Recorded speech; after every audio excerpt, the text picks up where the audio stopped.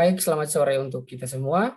Senang sekali kita dapat berkumpul dalam ruang virtual ini, dalam podcast kita sore hari ini, untuk berbincang-bincang seputar dunia perpolitikan. Sebelumnya perkenalkan kami dari kelompok 10 Komunikasi Politik, mahasiswa Prodi Ilmu Komunikasi, Universitas Nusa Cendana. Sore hari ini telah hadir bersama kita narasumber yang tentunya sudah berkecimpung dalam dunia politik. Ada Bapak Victor Madowatun selaku anggota DPRD Provinsi fraksi Partai PDIP. Selamat sore Bapak. Selamat sore. Bagaimana kabarnya Bapak? Saya baik-baik saja. Saya posisi di Lembata soalnya, jadi jaringannya tidak terlalu bagus. Oh iya Lembata, Bapak. Ya. Baik Bapak. Kami mengucapkan terima kasih yang sebesar-besarnya karena Bapak masih menyempatkan waktu dan kesempatan untuk berbagi atau sharing tentang seputar dunia perpolitikan. Terima kasih banyak Bapak. Ya. Untuk memulai bincang-bincang kita pada sore hari ini, saya persilakan kepada teman-teman yang ingin bertanya kepada Bapak atau berbincang-bincang dan mengetahui lebih jauh soal dunia politik. Saya persilakan kepada teman-teman.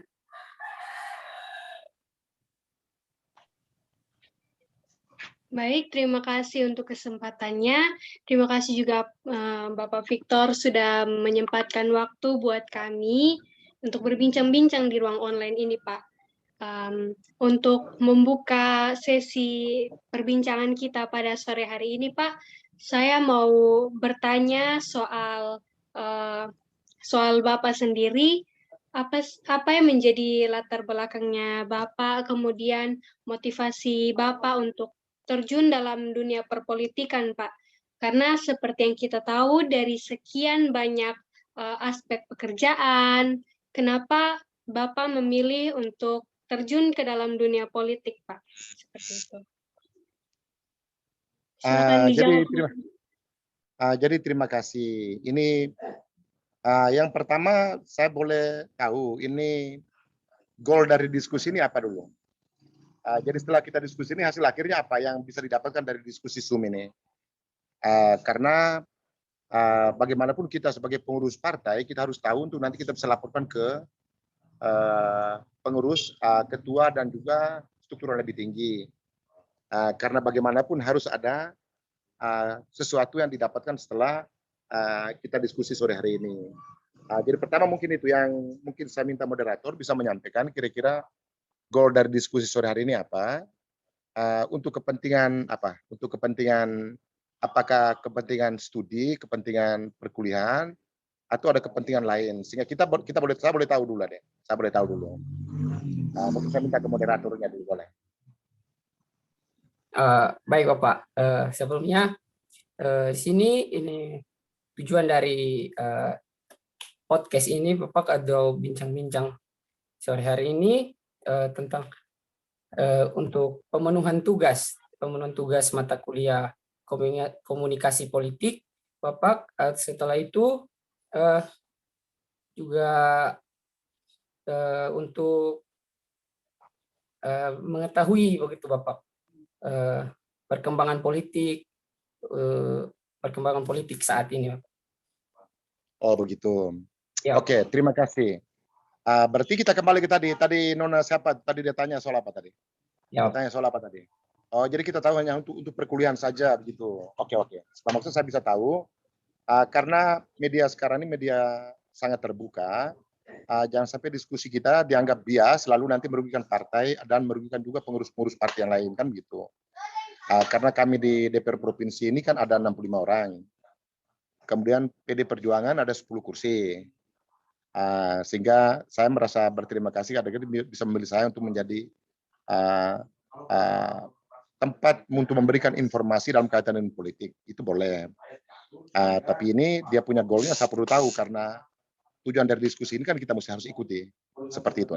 Jadi saya siap. Makanya mungkin bisa dialihkan ke tadi Nona tadi yang tanya tadi tentang apa tadi? Tentang itu mungkin dia tanyakan ulang supaya kita bisa lanjut. Tapi saya minta waktu cuma 20 menit ya. 20 menit ya. Iya baik Bapak. Baik, Pak. Oke, siap. Baik, Pak, terima kasih. Saya ulangi pertanyaannya. Ini selain untuk tugas kami juga ingin mengetahui seperti apa sudut pandang dari seorang politisi, Pak. Saya di sini saya mewakili teman-teman kami ingin mengetahui apa yang menjadi latar belakang dan juga motivasi Bapak untuk terjun dalam dunia politik, Pak. Karena yang kita tahu ada berbagai macam bidang-bidang lain yang mungkin diminati orang lain, tetapi mengapa Bapak memilih masuk dalam dunia politik, Pak? Seperti itu. Oke, jadi terima kasih. Kalau pertanyaan ini memang sulit dijawab, sangat sulit. Karena kita di NTT itu rata-rata orang menganggap politik itu pekerjaan politik, menjadi anggota DPRD, menjadi bupati, wali kota, dan gubernur dan wakil gubernur itu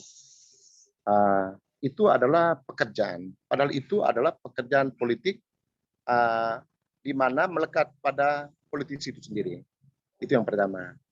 Karena terus terang adik-adik, saya selesai kuliah tahun 1988. Setelah itu saya tidak memilih untuk menjadi ASN waktu itu, tetapi saya lebih memilih untuk bekerja di swasta sambil belajar dan terus mengikuti situasi politik yang terjadi di bangsa ini, di Indonesia. Setelah itu 99, jadi saya dulu waktu masih mahasiswa itu saya di PDI. Kemudian setelah 99 ada PDI pecah, jadi PDI Promega dan PDI Suryadi. Saya memilih di jalur PDI Promega waktu itu di tahun 99. Waktu itu saya masih bergelut kerja di perusahaan asing, kerja swasta, karena memang niat saya setelah saya urus kerja ini nanti saya akan menjadi politisi. Saya bercita-cita menjadi politisi ke depan. Apakah menjadi DPR kabupaten, DPR provinsi, DPR pusat, itu hanya masih menjadi cita-cita. Kemudian waktu terjadi PDI Promega, saya waktu pemilihan ketua DPD yang terjadi di ND waktu itu pasca Pak Anton Haba, adik-adik pasti udah tahu lah, Anton Haba seorang orang Sabu, waktu itu sekretarisnya Pak Frans Lebura almarhum waktu itu, dan Anton Haba juga sudah almarhum. Saya diminta untuk masuk struktur DPD Perjuangan Provinsi waktu itu menjadi wakil sekretaris internal di tahun 99. Dari situ saya punya keinginan untuk mau mengabdikan diri di politik, selain sambil belajar dan juga bagaimana saya mau dalam istilahnya saya mau masuk wilayah politik seperti itu. Alasannya karena memang tertarik saja, karena politik itu hobi juga nih. Karena ada kalanya kita rapat itu berjam-jam juga, ya ada penggunanya mungkin sedikit. Tetapi dari sisi kepentingan politik waktu itu memang saya merasa. Kemudian tahun 94 itu jadi calon DPR provinsi, waktu dicalonkan karena kita pengurus DPD ya. Dan ternyata terpilih menjadi anggota DPR provinsi waktu itu. Jadi saya posisi sekarang masih DPR provinsi, baru periode yang ketiga, dan saya pernah menjadi wakil bupati Lembata 2011-2016. Seperti itu ada. Jadi ini masalah hobi juga. Lalu yang kedua, belajar di politik itu harus butuh keberanian. Tidak bisa dengan setengah-setengah hati seperti itu. Saya rasa jelas ya, Nona? Baik Pak, terima kasih Pak. Jadi motivasi Bapak ini karena memang Bapak masuk dalam dunia politik ini karena memang merupakan sebuah hobi begitu ya Pak? Ya, hobi dan memang karena waktu itu saya tidak kepingin menjadi ASN. Karena kalau kita jadi ASN itu kan mau jadi karyawan. Nona dengar baik-baik. Kalau kita jadi ASN itu jadi karyawan. Tapi kalau kita jadi politisi berjadi negarawan. Ya toh? Kalau karyawan bertanya soal gaji berapa, tapi kalau politisi tidak bertanya soal gaji. Kita kerja saja, kalau dipercayakan menjadi anggota DPR, berapa saja diberi oleh rakyat, oleh pemerintah, oleh DPRD, ya kita terima. Karena itu bagian dari hobi dan juga bagian menjadi pekerjaan untuk rakyat. Seperti itu. Baik Pak, terima kasih Pak jawabannya. Ya, terima kasih. Saya alihkan kepada moderator, silakan. Baik, terima kasih untuk jawabannya Bapak. Untuk teman-teman yang masih ingin berbincang-bincang dengan Bapak, saya persilakan. Baik, terima kasih untuk kesempatannya. Baik Pak, untuk kita lebih masuk lebih dalam lagi ke dalam pembicaraan politik kita di podcast kali ini, saya ingin menanyakan kepada Bapak mengenai wacana penundaan Pilpres 2024 dan juga perpanjangan periode kepemimpinan Presiden Jokowi. Kira-kira bagaimana menurut Bapak? Kira-kira tanggapan dan pendapat Bapak bagaimana, Pak? Oke, kalau kita PD Perjuangan itu final. Bahwa perpanjangan masa jabatan presiden dan 3 periode itu kita menolak. PD secara institusi menolak dan itu sudah disampaikan secara resmi oleh Sekjen PD Perjuangan. Tetapi kalau saya sebagai politisi dan saya sebagai pribadi, saya merasa bahwa kita kalau adik-adik mahasiswa mau diskusi tentang 3 periode atau perpanjangan masa presiden, kita tidak berdiskusi soal wacana, tapi bagaimana adik-adik bisa memikirkan kira-kira jalan keluar apa kalau terjadi seperti itu. Karena memang sekarang lagi partai politik lagi sedang bergulir untuk membicarakan soal itu, lebih-lebih PKB dan Golkar. Tapi kalau saya sebagai politisi melihat, itu sebenarnya mereka membuka ruang itu untuk mencari ruang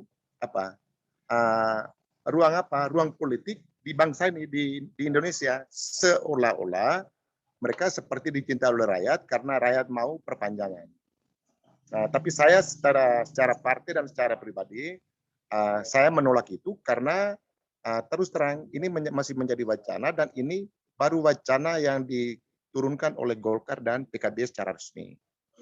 Karena ini partai politik yang punya anggota DPR RI, kita biarkan ini mereka gulirkan, tetapi kita PD Perjuangan sebagai kader PD Perjuangan itu final bahwa tidak ada perpanjangan masa jabatan presiden dan tidak ada presiden 3 periode. Karena amanat konstitusi sudah memutuskan bahwa masa jabatan presiden hanya 2 periode dan tidak bisa terpilih untuk periode ketiga. Itu yang pertama. Yang kedua, perpanjangan itu hanya bisa dilakukan dengan pembahasan di rapat istimewa MPR. Yang konstitusi yang kita belajar. Karena kalau seandainya ini MPR menyetujui, bisa saja, tetapi apakah ruang politik untuk masyarakat sipil itu mereka setuju atau tidak? Itu kita masih tanda tanya. Karena secara partai dan secara pribadi, saya merasa bahwa itu wacana, jadi tidak perlu kita diskusikan. Tidak perlu kita diskusikan karena ini, saya rasa ini mereka hanya mau bikin heboh saja untuk kepentingan investasi politik antara Golkar dan PKB. Seolah-olah mereka sangat dicintai oleh rakyat karena mereka berpihak kepada masyarakat. Itu tidak boleh. Jadi seperti itu. Ya, baik. Terima kasih Pak untuk tanggapannya. Baik, untuk pertanyaan yang ketiga, saya persilakan kepada penanya. Baik Pak, terima kasih atas kesempatan yang diberikan kepada saya. Pak, saya ingin bertanya, kalau misalnya nanti di tahun 2024 pemilu diselenggarakan, pasti tentu saja akan ada banyak pemilih pemula, yaitu generasi Z seperti kami ini, Pak. Ya. Nah, apa saja sih saran Bapak yang diberikan kepada kami sebagai seorang politikus, kira-kira bagaimana agar kami dapat menggunakan hak pilih kami secara tepat dan menentukan pemimpin yang tepat, Pak? Demikian, Pak. Ini kan nanti kita agendanya pemilu legislatif itu di Februari, sedangkan pilkada bupati, wakil bupati, gubernur, wakil gubernur itu kan bulan November. Tanggalnya masih ditetapkan. Apakah sekarang wacananya tanggal 12 Februari itu pemilu legislatif, pilpres dan pemilihan DPD. Sedangkan November tanggal 20 tidak salah, 20 itu wacana untuk terjadi pilkada serentak. Pilkada gubernur, wakil gubernur, wali kota, wakil kota, bupati, wakil bupati. Nah, kalau saya memberikan saran kepada adik-adik yang pemilih pemula, pemilih milenial, pertama, adik-adik harus apa? Harus melihat latar belakang sejarah bangsa ini. Selain partainya perlu dipilih, tetapi harus melihat juga latar belakang partai. Jangan sampai ada teman-teman yang mendirikan partai dengan tujuan-tujuan tertentu. Nah, itu jangan sampai pemilih milenial terjebak soal ini. Yang kedua, sekarang ini karena sangat terbuka, jadi ada kalanya juga sangat transparan. Sangat transparan dalam arti bahwa partai itu punya ruang untuk mencalonkan orang-orang yang menjadi anggota DPR, itu punya ruang untuk bisa diklarifikasi itu selama kurang lebih hampir 1 tahun. Artinya pemilih pemula bisa menilai calon-calon yang disodorkan oleh teman-teman partai politik untuk kepentingan selain politik partainya, juga untuk kepentingan politik masyarakat dan juga daerah kabupaten maupun provinsi yang diwakilkan. Jadi kita fair, kita PD Perjuangan kita fair, adik-adik. Kalau mau pilih partai, pilih juga orang-orang yang jadi calon, pertama sekali itu kalau bisa memilih orang yang kenal. Bila perlu dikenal sampai ke latar belakang pribadinya. Karena kita tidak bisa memilih orang seperti kita pilih kucing dalam karung. Kita pilih orangnya, tapi kita tidak kenal latar belakangnya. Seperti itu. Yang kedua, memilih partai yang sudah pasti punya kursi. Itu saran saya. Saran loh, bukan paksa. Karena kalau adik-adik memilih partai yang tidak punya kursi, itu sulit. Karena kursi terbatas, partainya banyak, calonnya banyak. Saya kasih contoh di Dapil NTT 6. Itu yang maju kemarin itu 117 orang untuk merebut 7 kursi. Kebetulan saya orang yang lolos mendapat kursi pertama. PD Perjuangan di Dapil NTT 6, Polres Timur Lembata Alor. Ini sama memastikan kepada adik-adik bahwa calon boleh banyak. Karena kemarin itu calon yang kami maju itu 117 orang. Kursinya cuma 7 untuk merebut 7 kursi. Si 7 kursi itu di Dapil NTT 6 itu saya yang kursi pertama. Kursi kedua Golkar, ketiga seterusnya sampai kursi ke-7 Gerindra. Saya duduk dengan 58.000. Gerindra duduk dengan 20.000. Tapi itulah politik. Makanya adik-adik kalau saya mau ikut memilih pemilih milenial yang cerdas dan juga berlatar belakang mahasiswa, kamu harus tahu sejarah ini. Sejarah itu harus adik-adik tahu. Oh, kira-kira kemarin di dapil mana, di daerah mana, itu partai mana yang menang di sana dengan latar belakang dan seterusnya, termasuk orang-orang yang sekarang yang sedang DPR. Kalau adik-adik punya gambaran tentang ini, saya rasa adik-adik akan paham kira-kira siapa yang adik-adik pas adik-adik pilih. Karena di injury time nanti, kalau pemilu legislatif di bulan Februari, itu sekitar Januari atau Desember, itu banyak sekali ya politisi yang keluar masuk ijon suara masyarakat dengan cara-cara yang ilegal. Seperti mungkin pakai uang, janji program, macam-macam. Tapi adik-adik harus cerdas karena sebagai anggota DPRD itu yang dibutuhkan suaranya untuk bisa memperjuangkan kepentingan masyarakat. Seperti itu. Jadi memilih partai, saran satu kalau bisa memilih partai yang pasti punya kursi. Jangan sampai adik-adik memilih partai yang tidak punya kursi. Yang ketiga, secara nasional juga harus memilih partai yang harus punya bisa lolos parliamentary threshold. Karena untuk apa adik menjadi anggota DPR Kabupaten, DPR Provinsi, tapi tidak punya anggota DPR RI? Karena tidak lolos parliamentary threshold. Contoh seperti partai yang sekarang baru ini, yang salah satu partai, contoh macam partai Pak siapa nih, saya lupa namanya, nama partainya nih. Itu dia punya anggota DPR Provinsi, punya DPR Kabupaten, tapi tidak punya anggota DPR RI. Karena apa? Parliamentary threshold-nya tidak lolos. Apalagi dalam undang-undang kali ini, kalau pemberlakuan parliamentary threshold, itu berlaku dari pusat, provinsi, sampai kabupaten. Jangan sampai adik-adik memilih orang, tapi 5 tahun terkesan adik-adik tidak punya wakil. Jadi memilih orang selain kenal, partainya harus kalau bisa punya kursi. Lalu yang ketiga itu kalau bisa juga melihat tentang sejarah parliamentary threshold di Republik ini. Karena sekarang nanti kemungkinan besar parliamentary threshold-nya sekitar 6-7%. Kalau itu yang terjadi, maka partai yang lolos mungkin 4 atau 5. Kalau 4 atau 5 partai yang begini banyak dengan partai baru yang mendaftar begini banyak, itu nanti ruang politiknya akan terbatas sekali. Jadi itu kira-kira adik, gambarannya seperti itu. Sehingga adik-adik mahasiswa harus lebih cerdas dan kalau bisa mengadvokasi orang-orang atau masyarakat atau teman-teman yang menjadi calon nanti itu betul-betul harus bisa pas. Kalau tidak adik-adik bisa, ya percuma kalau adik-adik sekolah komunikasi tapi tidak belajar tentang sejarah, lalu memilih orang yang salah atau memberikan advokasi yang salah, itu yang sangat disayangkan oleh kami politisi. Karena kalau seandainya Anda memilih dan tidak punya wakil selama 5 tahun, 5 tahun itu lama. 1 tahun 365 hari deh. 5 tahun dikali 365 hari kali 5 itu berapa hari? Jadi kalau Anda tidak punya wakil selama 5 tahun, berarti Anda itu tidak mengkontribusi terhadap negara untuk kepentingan bersuara di DPRD dan juga bersuara di pemerintah, bupati, wakil bupati, gubernur, wakil gubernur. Saya rasa jelas ya? Pak, terima kasih atas tanggapannya. Saya kembali ke moderator. Ya. Mungkin saya ingin sedikit bertanya tentang yang tadi Bapak singgung juga tentang politik yang menggunakan uang begitu Pak, atau cara-cara yang tidak jujur. Kalau kita PD Perjuangan, itu kita anti politik uang. Karena PD Perjuangan survei secara nasional tinggi juga bukan karena uang. Itu pertama. PD Perjuangan itu partai rakyat, partai kecil yang selalu bersama rakyat, karena kita punya struktur pengurus, itu mulai dari pusat sampai ke tingkat ranting, anak ranting desa, dan sampai kepada tingkat RT RW. Jadi, tetapi politik uang ini, begitu ada hajatan pemilu legislatif atau pilkada, politik uang itu ada.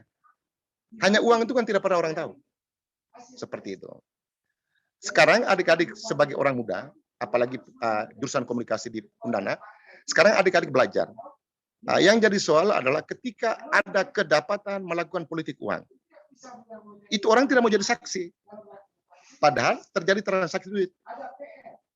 Ini sehingga yang kita hati-hati adalah politik uang itu selalu ada, tapi PD Perjuangan itu pantang. Kami dari dulu, saya sudah 3 periode jadi DPR dan pernah jadi bupati, pernah jadi wakil bupati Lembata, tidak pernah saya sekalipun melakukan politik uang dan saya tidak pernah, saya bagaimana menjual apa yang kita perjuangkan untuk kepentingan masyarakat. Jadi seperti itu. Jadi politik uang ya mungkin tanya itu partai-partai, adik-adik tahu lah, punya referensi lah. Itu yang pertama. Yang kedua, politik uang itu artinya adik-adik pemilih yang apalagi orang muda, itu kamu punya label, punya harga. Kalau Anda punya harga, ketika saya membayar adik taruhlah 500.000 untuk adik memilih saya. Ketika adik ketemu saya di kantor DPRD atau mungkin saya jadi bupati atau wakil bupati atau gubernur wakil gubernur, begitu adik masuk sebelah ini 500.000 ada masuk. Kalau orang muda hidup punya label, maka kita tidak hati-hati ke depan. NTT kita diskusi terbatas di NTT karena adik-adik punya apa di NTT, mungkin nanti ada yang keluar daerah. Tetapi di NTT ini kalau kita tidak hati-hati maka partai ini nanti akan dikuasai oleh orang-orang kapitalis, orang-orang yang punya duit. Ini yang kita jaga supaya tidak boleh terjadi pada waktu-waktu yang datang. Seperti itu. Adik, jadi seperti itu. Baik Bapak, terima kasih. Jelas, oh? Oke. Ya Bapak, terima kasih. Sudah ya? Ya Bapak, mengingat sudah saya ada rapat, jadi saya terima kasih. Terima kasih Pak atas kesempatannya. Terima kasih banyak Bapak. Nanti kalau ini bisa datang di DPD Perjuangan ya NTT di Kupang, di Kupang untuk kita bisa diskusi lebih bagus di kantor, boleh? Siap Baik, Bapak. Saya posisi masih Lembata, esok baru kembali ke Kupang. Oke, terima kasih. Selamat sore. Terima kasih Pak. Terima kasih Pak.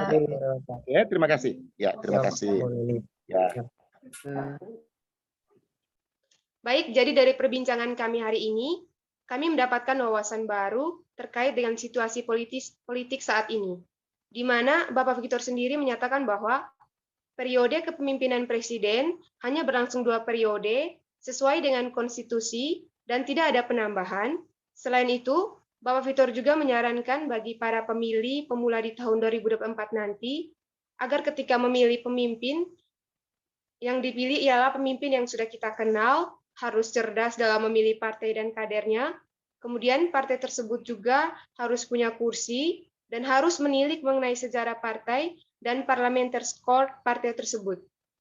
Sekian kesimpulan dari perbincangan kami dengan Pak Victor Madongtun pada hari ini. Saya kembali kepada moderator. Oke, baik. Terima kasih untuk teman Ellen. Mungkin kita telah tiba pada akhir dari podcast ini. Kami mengucapkan terima kasih yang sebesar-besarnya kepada Bapak Victor atas kesediaan waktunya untuk hadir bersama kami. Mungkin sekian, terima kasih atas partisipasi semuanya, teman-teman, dan juga Bapak narasumber. Terima kasih.